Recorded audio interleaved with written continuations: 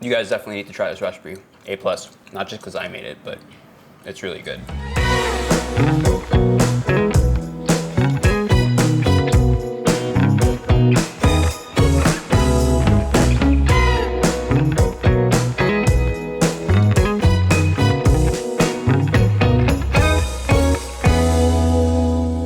Hey guys, welcome back to another product review. We've been doing a couple and the response has been really great. Today we're talking about the Samsung Smart Oven. This is a beast of a machine. I've been using it for about, I think since April already, so a couple of months, and I've used it extensively for different recipes and tried it out for different recipes. What's great about the Smart Oven is that it can do 6 different things. It can grill, it can microwave, it can steam, it has a yogurt and proofing function. Finally, it can also act as an oven, and they also have the slim fry feature that we're gonna use today, so we're gonna talk a little bit more about that. Delving in a little bit more in the different functionalities, the grilling functionality actually acts like a grill, which is fantastic because usually when you have these kinds of machines, you'd think it'd be tough to get that Maillard reaction, those burnt little crisp bits that are delicious and that really bring all the flavor to a dish. But with this, I've actually made a chicken barbecue recipe before. It actually works really well and you do have that grill effect. Next, with the steaming functionality, you can actually cook things like pasta, like rice, anything that requires a mixture of a little bit of water to cook down things.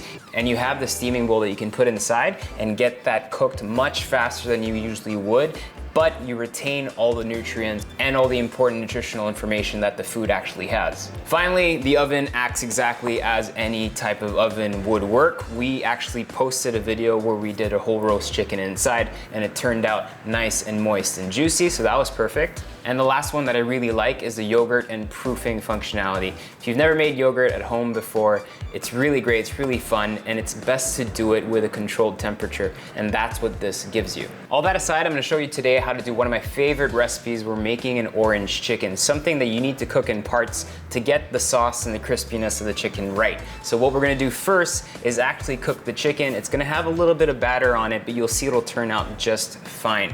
We're using the slim fry function for that, and what that enables us to do is just cook a crispy chicken with a little bit less oil than you would usually use, which is great for everyone who's watching their weight. When you press slim fry, the hot blast technology kicks in. When you look into the oven, you have a lot of tiny little holes. And what happens there is this hot air comes out of these holes, creating an environment where the chicken or whatever else you put in there will actually cook all around. And what that enables us to do is just give us the crispiness that we're expecting from the chicken, yet it's gonna keep it nice and tender inside. Before getting into the bulk of the recipe, one thing that I like to do, which I found helps a lot, especially when you're cooking meats in the Smart Oven, is putting a tiny bit of oil on a plate, and what we're gonna do is get that plate hot so that once the chicken hits it, it'll actually start searing. So we're first gonna heat that up. It doesn't really matter what setting we put it on, we just wanna get it really nice and hot. Next, we're gonna make that sauce that's just gonna coat the chicken beautifully. So all we need to do is add in some sesame oil. We wanna put a lot of that because that's where a lot of that flavor comes in. Some soy sauce, a little bit of rice vinegar, some mirin or some rice wine just to give it a nice sweet bite, brown sugar. I have a mix of 50-50 cornstarch and flour here. We're just gonna put 1 tablespoon of that, and all of that just gets diluted. And finally, all we need is a little bit of orange zest. You could potentially add some orange juice, but when I've been doing this, I prefer actually adding just some orange zest, because the orange juice doesn't really kind of translate into a very orangey flavor, but the zest really does. So this is gonna be added right at the last minute, but before that, let's prep the chicken. So I got a whole egg, some salt, some pepper, really mix it kind of very crudely. We're then gonna go ahead and cut our chicken. I'm using some boneless chicken thighs here.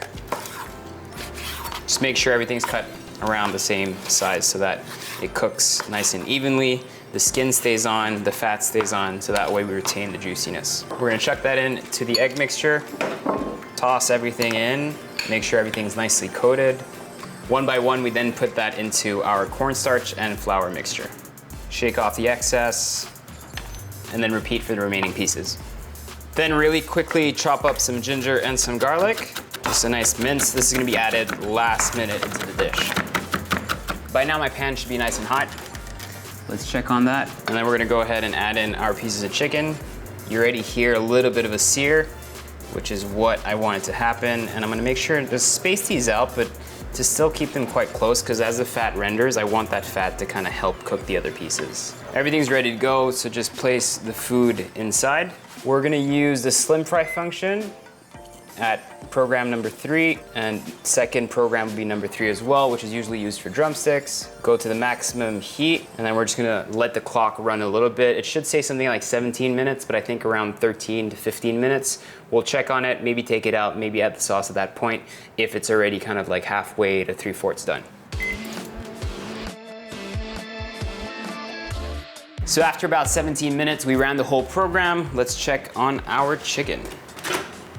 Look at that, you got that nice crust that we were talking about. Perfect, it's actually really nice and crispy, which is exactly what we wanted. All we gotta do now is throw on the sauce, mix everything together, and then chuck it back in.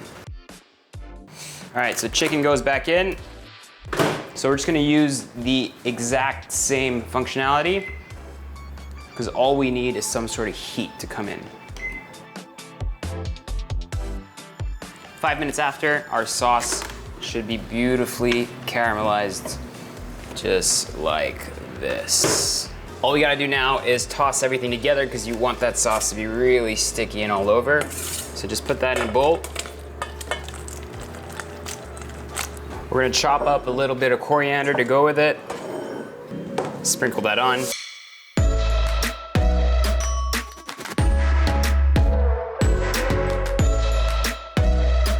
Outer layer is so key because it retains all the sauce that's in there, and that's what makes it so sticky and juicy and gooey.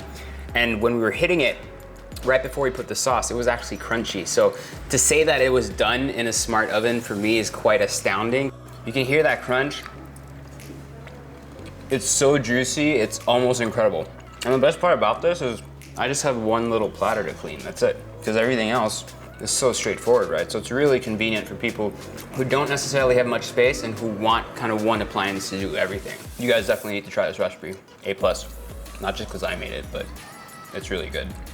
If you like that video, please make sure to watch more of the videos. We'll be doing many more unboxing and testing lots of different appliances, and hopefully it's helpful for you guys who are trying to decide if you want to buy something. This is really good. Peace out.